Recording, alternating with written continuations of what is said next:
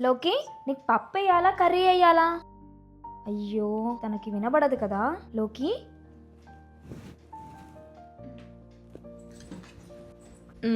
దాన్ని చూసి నువ్వో అని జాలి పడిపోక్కర్లేదు. నిన్నగాక మొన్న వచ్చావు కదా, ముందు ముందు దాన్ని చూస్తే నీకే విసుగు వస్తుంది.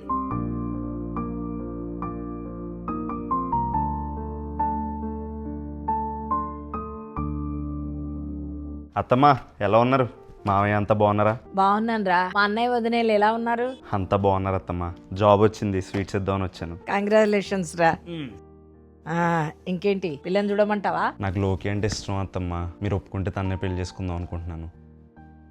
రే, చూస్తూ చూస్తూ మా అన్న వదినలకు నేను అన్యాయం చేయదలుచుకోలేదురా. అది నాకే పుట్టి ఉంటే శుభ్రంగా నీకిచ్చి పెళ్లి చేసేదాన్ని.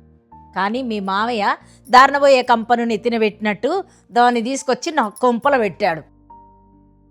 ఇదిగో ఇంకోసారి దాని గురించి అయితే నా ఇంటికి రాకు. నువ్వో, నేను మీ నాయనతో మాట్లాడతా గాని. మామయ్య, లోకికి అత్తమ్మ వాళ్ళ అన్న కొడుకు చైతు ఉన్నాడు కదా, చాలా ఇష్టం మామయ్య. అతనికి కూడా లోకి అంటే చాలా ఇష్టం. నిన్న ఇంటికొచ్చి అడిగాడు అత్తమ్మని, కానీ అత్తమ్మ తిట్టి పంపించేసింది మామయ్య. పాపం మామయ్య, లోకికి అతనంటే నిజంగా చాలా ఇష్టం. మీరే ఏదో ఒకటి చేసి వాళ్ళిద్దరికి పెళ్లి చేయాలి మామయ్య. ఏయ్, ఏందే చేసేది? అయినా నువ్వెవరే మా మధ్యలోకి రావడానికి? నువ్వెంతలు ఉండాలో అంతలనే ఉండు. ఏయ్ చుప్! ఎందుకే నోరు లేని ఆడపిల్ల మీద ఎందుకంత పగ నీకు? అమాయకురాలే తను. ఇంకోసారి దాని జోలికి వస్తే మర్యాద కూడా చెప్తున్నా. రేపే చైతు వాళ్ళ ఇంటికి వెళ్ళి సంబంధం మాట్లాడుకుని వద్దాం.